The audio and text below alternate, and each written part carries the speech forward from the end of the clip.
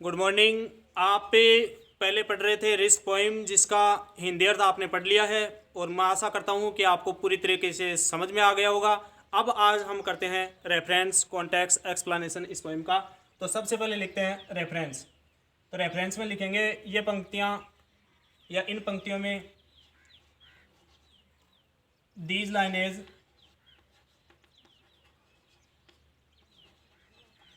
Have been taken,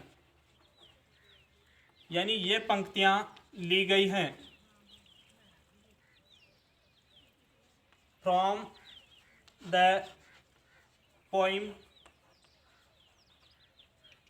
ये पंक्तियाँ कविता से ली गई है। अब कविता का नाम लिख देंगे। जैसे मान लो कि इसका नाम है रिस्क, तो रिस्क आपने लिख दिया। अब वो किसके द्वारा लिखी गई है? COMPOSED, कंपोज्ड यानी रचित, बाई यानी के द्वारा, जेनेट्रेंड यानी जेनेट्रेंड के द्वारा रचित कविता से ये पंक्तियाँ ली गई हैं। अब इसी कॉन्टेक्स्ट को आप दूसरे तरीके से भी लिख सकते हैं, रेफरेंस को दूसरी तरीके से भी लिख सकते हैं। जैसे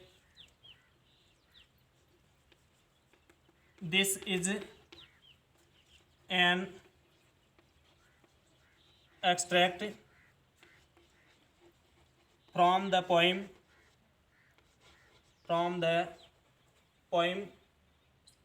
फिर यहाँ पोइम का नाम लिख देंगे रिस्क्स,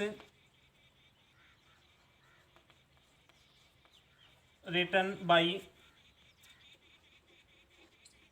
जेनेट्रेंड।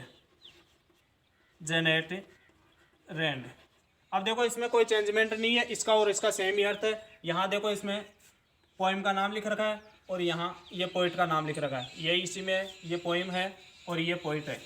तो अब इसका ये रेफरेंस तो हो गया। जैसे इसका हिंदी अर्थ देखते हैं, these lines have been taken from the poem, यानी ये पंक्तियाँ, पोइम यानी कविता, रिस्क यानी जोखिम, यानी ये पंक्तियाँ कविता जोखिम से ली गई हैं। कंपोज्ड बाय जेनेट्रेंड, यानी जेनेट्रेंड के द्वारा लिखित कविता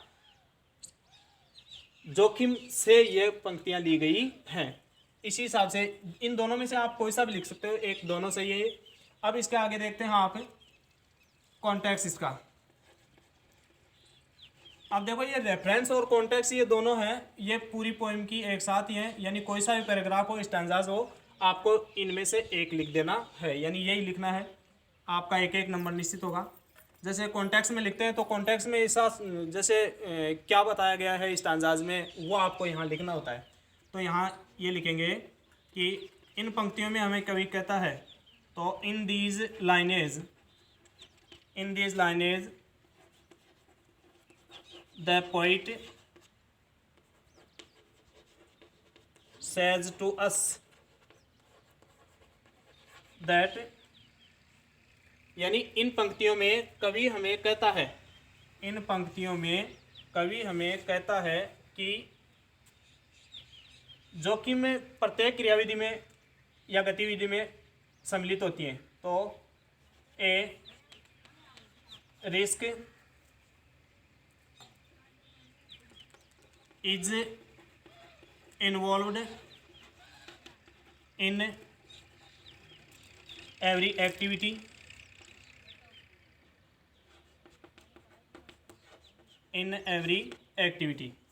यानी जोखिम प्रत्येक गतिविधि में सम्मिलित होती है। इन्वॉल्व यानी सम्मिलित होना या शामिल होना।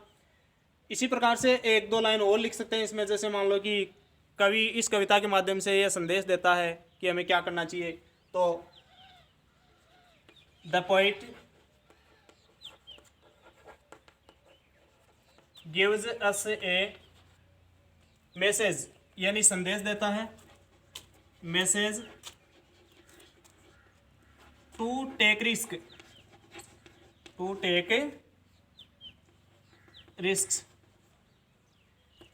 यानी कवि हमें यानी हमें जोखिम लेने के लिए एक संदेश देता है। यानी इस कविता के माध्यम से कवि हमें जोखिम लेने के लिए संदेश देता है। यदि एक आधी लाइन इसमें और लिखना चाहो तो लिख सकते हो। जैसे मान लो कि कवि है वो हमें क्या बताना चाह रहा है इसके माध्यम से, या क्या करना चाहिए।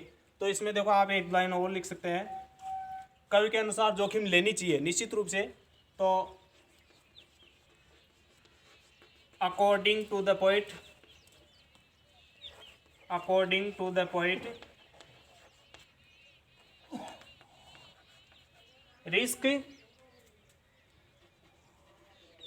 Must be taken, risk must be taken, यानी कवि के अनुसार हमें जोखिम लेनी चाहिए। अकॉर्डिंग टू द पोइट यानी कवि के अनुसार रिस्क मस्ट बी टेकन यानी जोखिम लेनी चाहिए।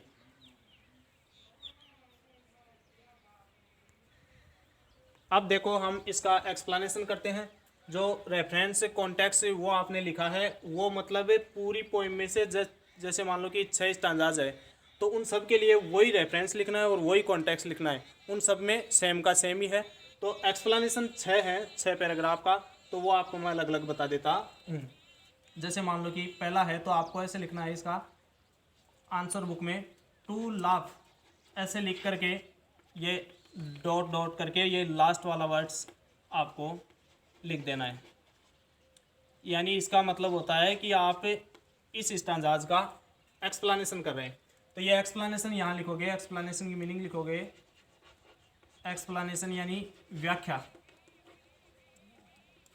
अब देखो इसका एक्सप्लेनेशन कैसे करना है। जैसे पहले तो इसका हिंदी अर्थ आपको आना चाहिए। जैसे to laugh is to risk appearing the fool, to weep is to risk appearing sentimental, to reach out for another is to risk involvement. यानी हंसने में मूर्ख दिखाई देने का खतरा होता है, रोने में भावुक दिखाई देने का खतरा होता है और दूसरे की सहायता करने में स्वयं की भागीदारी होने का खतरा होता है। तो यहाँ देखो सबसे पहले इसमें आप देख सकते हैं कि एक लाइन तो आपको लिख देना है। इस कविता में या इन पंक्तियों में कवि हमें कहता है तो in these lines the poet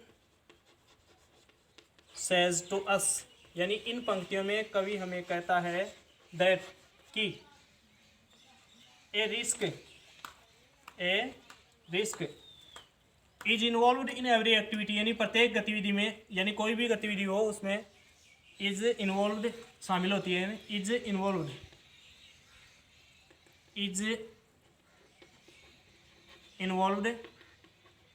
in every activity. जैसे मान लो कि एक लाइन है वो सबके लिए सेम हो गई। जैसे मान लो कि कोई सा भी स्टैंजाज आप लिख रहे हैं उसका एक्सप्लेनेशन लिख रहे हैं तो उसमें यहाँ से यहाँ तक की लाइन ये पूरी सेम की सेम लिख देनी है, क्योंकि ये सबके लिए लागू हो रही है, पूरी पोइम के लिए पूरा लागू हो रहा है ऐसा कैसा। तो अब इसमें देखो ये 3 लाइनें ये दे रखी हैं, इसके लिए आप लिखते हैं। जैसे मान लो कि यदि इसको भी आप आगे बढ़ाना चाहो तो ऐसे लिख सकते हो लाइक कौन सी ये एवरी एक्टिविटीज यानी प्रत्येक गतिविधि कौन कौन सी यहाँ इस पैराग्राफ में दे रखी है। जैसे लाफ है तो लाइक लाफिंग वीपिंग एंड अब ये इसमें दे रखा है रीच आउट फॉर अनदर, यानी दूसरों के लिए पहुंचना यानी दूसरों की सहायता करना। तो यहाँ लिख सकते हैं आप हेल्पिंग अदर्स, ये लिख सकते हैं आप। एक लाइन आपकी पूरी हो गई। अब इसमें आप इसकी एक एक लाइन और लिख सकते हैं। जैसे मान लो कि एक व्यक्ति जो हंसता है तो वो दूसरों के द्वारा मान लो कि मूर्ख दिखाई देने का खतरा लेता है या जोखिम उठाता है। तो यहाँ आप लिख सकते हैं ए पर्सन हु लाफ्स यानी हंसता है। एक व्यक्ति जो हंसता है तो वह फाइंड्स एज ए फूल का मतलब होता है मूर्ख, बाई अदर्स यानी दूसरों के द्वारा, अदर्स यानी दूसरे, यानी दूसरों के द्वारा मूर्ख दिखाई देने, मूर्ख कहे जाने की जोखिम उठाता है या पाता है। फाइंड्स यानी पाता है। अब देखो आप इसकी दूसरी लाइन ऐसे ही कर सकते हैं। जैसे मान लो कि a person who weeps,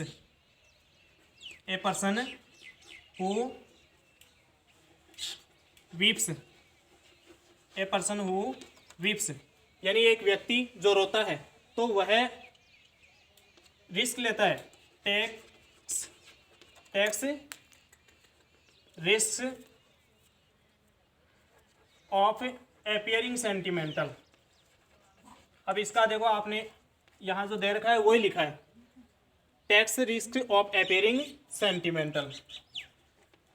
sentimental यानी भावुक या कमजोर, सेंटिमेंटल यानी भावुक या कमजोर। इसी प्रकार से देखो यह तीसरी लाइन है, इसमें भी यही जोखिम भरा कार्य है।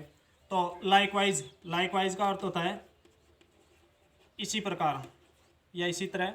लाइकवाइज हेल्पिंग अदर्स या to help others, to help others is also risky. यानी इसी प्रकार दूसरों की सहायता करना भी या दूसरों की सहायता करना भी जोखिम भरा होता है।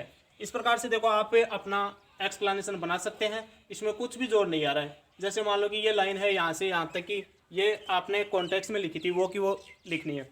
फिर आगे लाइक लगा के आपको लाफिंग, वीपिंग और हेल्पिंग अदर्स लिख देना है, क्योंकि यहाँ दे रखा है लाफिंग, वीपिंग और हेल्पिंग अदर्स।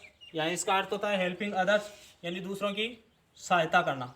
और आगे देखो इसकी एक एक लाइन और लिख सकते हैं। जैसे मान लो कि एक व्यक्ति जो हंसता है तो दूसरों के द्वारा मूर्ख कहे जाने का खतरा उठाता है या पाता है, मूर्खता का कारण पाता है।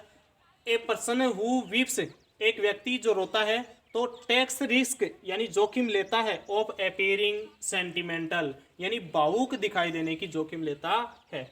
लाइकवाइज इसी तरीके से टू हेल्प अदर्स यानी दूसरों की सहायता करना इज आल्सो रिस्की जोखिम भरा होता है, यानी दूसरों की सहायता करना भी जोखिम भरा होता है।